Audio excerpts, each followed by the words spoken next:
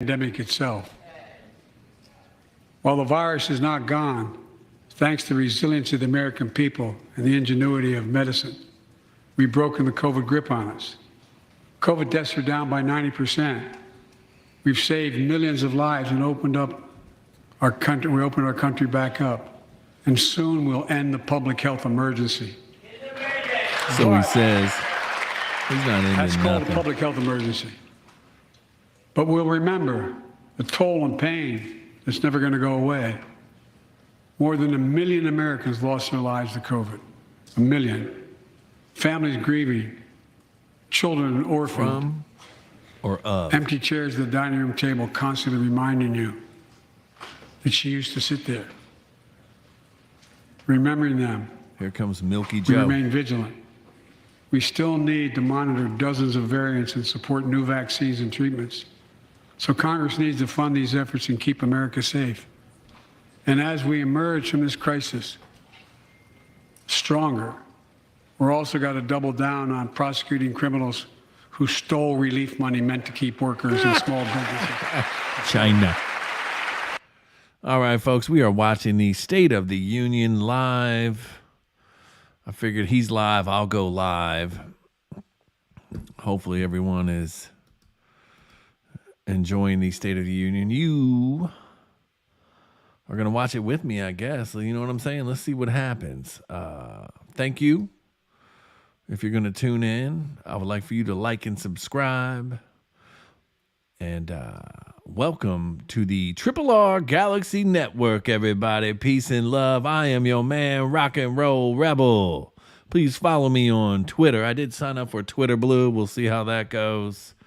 I can keep you informed. And then tomorrow night, we're going to have a Super Bowl 57 show where I'll make my picks. We can win a little bit of payola, they say. And let's get back to this State of the Union with Joe Biden.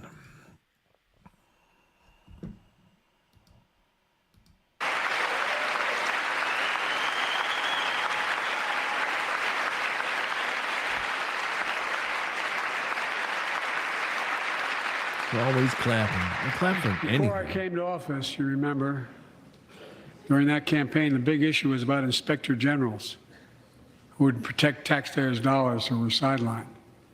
They were fired. Many people said we don't need them. And fraud became rampant. Last year, I told you the watchdogs are back. Since then, we've recovered Did he billions of watchdog that taxpayers' China dollars. balloon? Now let's triple the anti-fraud strike. Did he watchdog the China balloon? China flew an aircraft over the United States of America. It only took him like 13 days to knock it down. Okay. Carry on, Mr. Joe Force Biden. going after these criminals, double the statute of limitations on these crimes, and crack down on identity fraud by criminal syndicates stealing billions of dollars from the American people. You mean the government? And the data shows that for every dollar we put into fighting fraud, the taxpayers get back at least 10 times as much. It matters. It matters. Look, COVID left its scars, like the spike in violent crime in 2020, the first year of the pandemic. We have an obligation to make sure all people are safe. Public safety depends on public trust, as all of us know. But too often that trust is violated. Joining us tonight are the parents of Tyree Nichols. Welcome.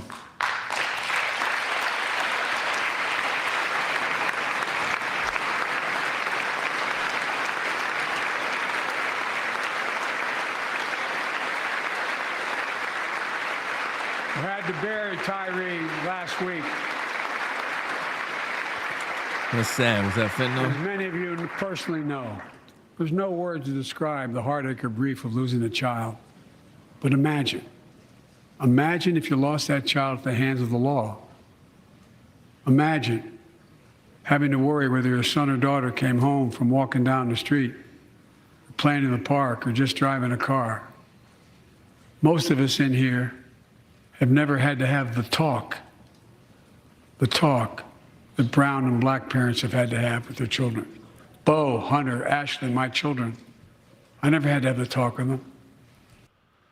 Is he race baiting? Oh my Lord. He's trying to divide. Like I said earlier, I'm not going into grocery stores or gas stations, and I never had to tell them if a police officer pulls you over, turn your interior lights on right away. Don't reach for your license. Keep your hands on the steering wheel. Imagine having to worry like that every single time your kid got in a car. Here's what Tyree's mother shared with me when I spoke to her. When I asked her how she finds the courage to carry on and speak out. The faith of God, she said her son was, quote, a beautiful soul, and something good will come of this. Imagine how much courage and character that takes. It's up to us, to all of us. We all want the same thing. Neighborhoods free of violence. Law enforcement who earns the community's trust.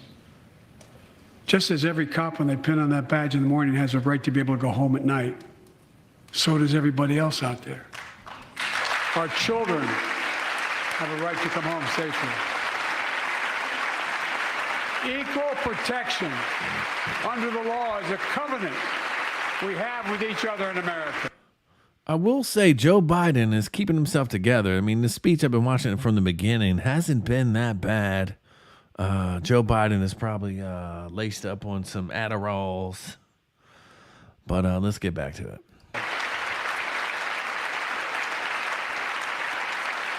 We know police officers put their lives on the line every single night and day. And we know we ask them in many cases to do too much, to be counselors, social workers, psychologists, responding to drug overdoses, mental health crises, and so much more. In one sense, we ask much too much of them. I know most cops and their families are good, decent, honorable people, the vast majority. But they risk.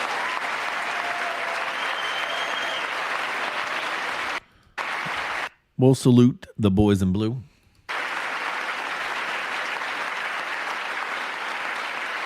And they risk their lives every time they put that shield on. But what happened to Tyre in Memphis happens too often. We have to do better. Give law enforcement the real training they need. Hold them to higher standards. Help them succeed in keeping us. Joe Biden's acting like cops are killing somebody every day. Cops have a very tough job. And Tyrese Nichols would be alive today if he would have just put his arms behind his back and surrendered. I don't know what's going on. Do not resist arrest, people. I promise you. If you resist arrest, you're in for hell to pay. Because cops get fired up and gassed up. I'm not saying they're 100% right all the time, but do not resist arrest. Fight them in court. Your day's in court. That's what you want to live for. Now let's get back to Joe Biden. Safe. We also need more first responders and professionals to address the growing mental health, substance abuse challenges. More resources to reduce violent crime and gun crime. More community intervention programs. More investment in housing, education, and job training. All this can help prevent violence in the first place. When police officers or police departments violate the public trust, they must be held accountable. With the support, Kamala will clap at anything. She even claps when she's not supposed to clap. She just trigger clappy happy. of the families of victims, civil rights groups, and law enforcement, I signed an executive order for all federal officers banning chokeholds, restricting no-knock warrants, and other key elements of the George Floyd Act. Let's commit ourselves to make the words of Tyler's mom true. Something good must come from this. Something good. Tyre. And all of us. All of us.